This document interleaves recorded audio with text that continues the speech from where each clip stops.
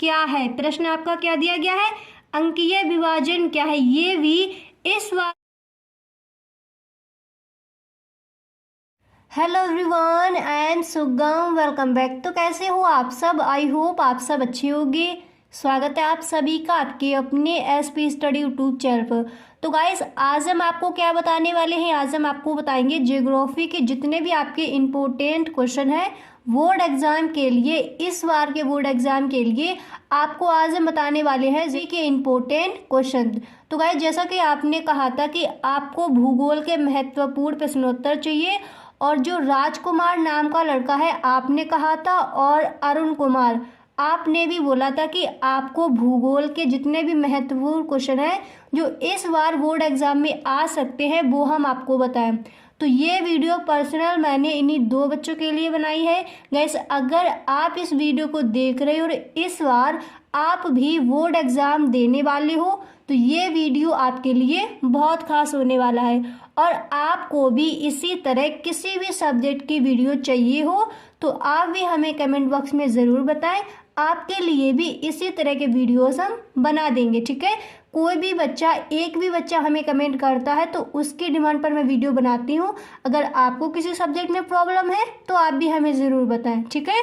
तो देखिए, यहाँ पर मैंने सबसे जो पहला जो आपका फर्स्ट जो प्रश्न है वो मैंने यहाँ पर रखा है कि भारत में हरित क्रांति की विशेषताओं का वर्णन कीजिए।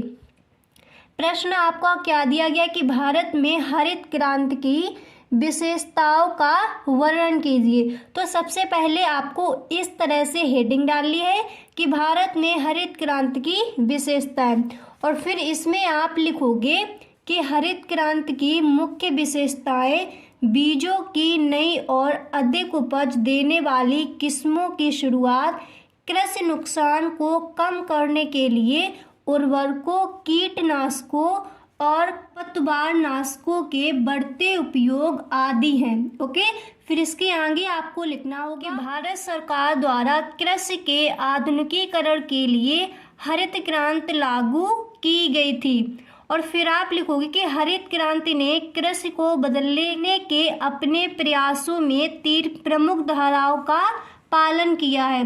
और वो 3 प्रमुख धाराएं कौन कौन सी हैं, पहली आपको लिखनी है पॉइंट बाय पॉइंट डालकर सामाजिक, दूसरी आपको लिखनी है जैव रासायनिक, और तीसरी आपको लिखनी होगी यांत्रिक, ठीक है। फिर इसके आगे आप लिखोगे, इसी प्रश्न के आंसर में आपको लिखना है मुख्य तौर पर हरित क्रांति देश में कृषि उत्पादन को बढ़ाने के लिए लागू की गई एक नीति है। ओके, इतना आपको इस प्रश्न के अंदर आपको आंसर में लिख देना है। फिर देखिए, जो आपका नेक्स्ट प्रश्न है वो मैंने यहाँ पर लिया है कि अंकीय विभाजन क्या है। प्रश्न आपका क्या दिया गया है, अंकीय विभाजन क्या है। ये भी इस बार के बोर्ड एग्जाम में पूछा जा सकता है, तो इस प्रश्न का आंसर भी आपको अच्छे से तैयार कर लेना है, ठीक है।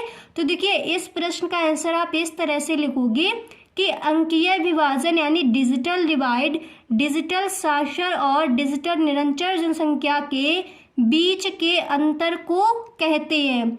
और फिर आप लिखोगे कि अंकीय विभाजन उस जनसंख्या के बीच की खाई है जो सूचना प्रौद्योगिकी और इंटरनेट के माध्यम से डिजिटल दुनिया से जुड़ी हुई है, जो जनसंख्या नहीं है।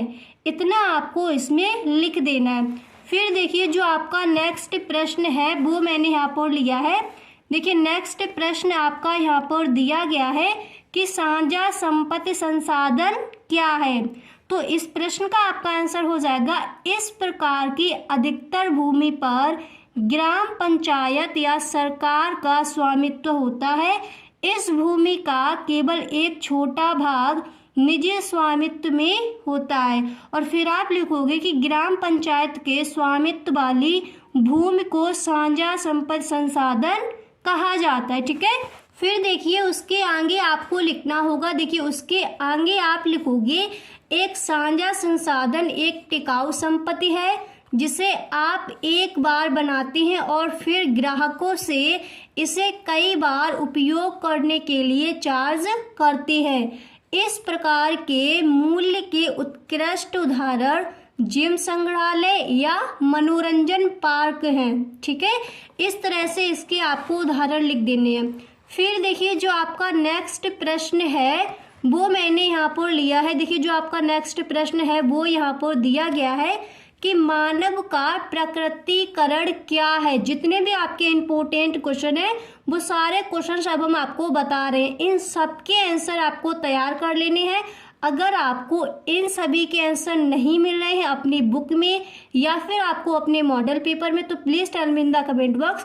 इन सारे क्वेश्चंस के आंसर आपको हम नेक्स्ट वीडियो में दे देंगे। ठीक है, तो देखिए प्रश्न आपका दिया गया कि मानव का प्रकृतिकरण क्या है। इसका आंसर आपको अच्छे से तैयार करना है, ये इस बार पूछा जा सकता है। नेक्स्ट जो प्रश्न है कि भारत के किन्हीं 4 रबी फसलों के नाम लिखिए। ठीक है, ये आपका अतिलघु उत्तरीय प्रश्न में पूछा जा सकता है। नेक्स्ट आपका प्रश्न यहाँ पर मैंने रखा है कि फुटकर व्यापार सेवा को स्पष्ट कीजिए।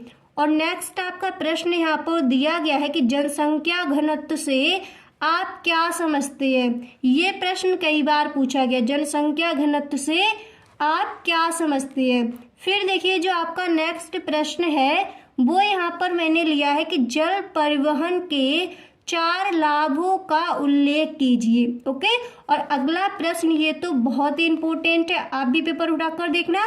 कई बार ये प्रश्न रखा गया है बोर्ड एग्जाम में, कई बार आस्क किया गया है कि लघु उद्योग तथा कुटीर उद्योग में क्या अंतर है, या फिर लघु उद्योग तथा कुटीर उद्योग किसे कहते हैं, लघु उद्योग तथा कुटीर उद्योग में 4 अंतर बताइए। इस तरह से आपसे ये प्रश्न आस्क किया जा सकता है इस बार। ठीक है, और देखिए जो आपका नेक्स्ट प्रश्न है वो मैंने यहाँ पर रखा है कि गैरसन नगर क्या होती है, उनके क्या प्रकार होते हैं। ठीक है, पहले आपको लिखना है कि गैरसन नगर क्या है, फिर जितने भी इनके कार्य है वो आपको लिख देनी है। ओके, अब देखिए जो आपका नेक्स्ट प्रश्न है कि मलिन बस्ती क्या है। ये प्रश्न भी कई बार बोर्ड एग्जाम में पूछा गया है, तो इसको भी आपको अच्छे से तैयार कर लेना है। और अगर आपको इन सारे प्रश्नों के आंसर अगर आपको नहीं मिल रहे हैं तो आप हमें कमेंट बॉक्स में ज़रूर बताएं। नेक्स्ट डे ही इन सारे प्रश्नों के आंसर आपको हम बता देंगे। ठीक है,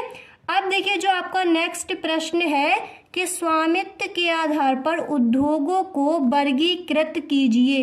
ये प्रश्न भी आपको अच्छे से तैयार करना है, कई बार ये पूछा गया है कि स्वामित्व के आधार पर उद्योगों को वर्गीकृत कीजिए, तो इसको भी आपको बहुत ही अच्छे से तैयार कर लेना। समझ आ गया। जितने भी आज मैंने आपको ये क्वेश्चन बताए हैं सारे क्वेश्चन आपको बहुत ही सही ढंग से तैयार कर लेने हैं। तो गाइस आज के लिए बस इतना ही, मिलते हैं नेक्स्ट वीडियो में। आई होप आपको वीडियो पसंद आया होगा। गाइस अगर आपको वीडियो अच्छा लगा है तो इस वीडियो को अपने दोस्तों में शेयर ज़रूर करें। और आपको किसी भी सब्जेक्ट में कहीं पर भी कोई दिक्कत है तो आप हमें कमेंट बॉक्स में ज़रूर बताएं।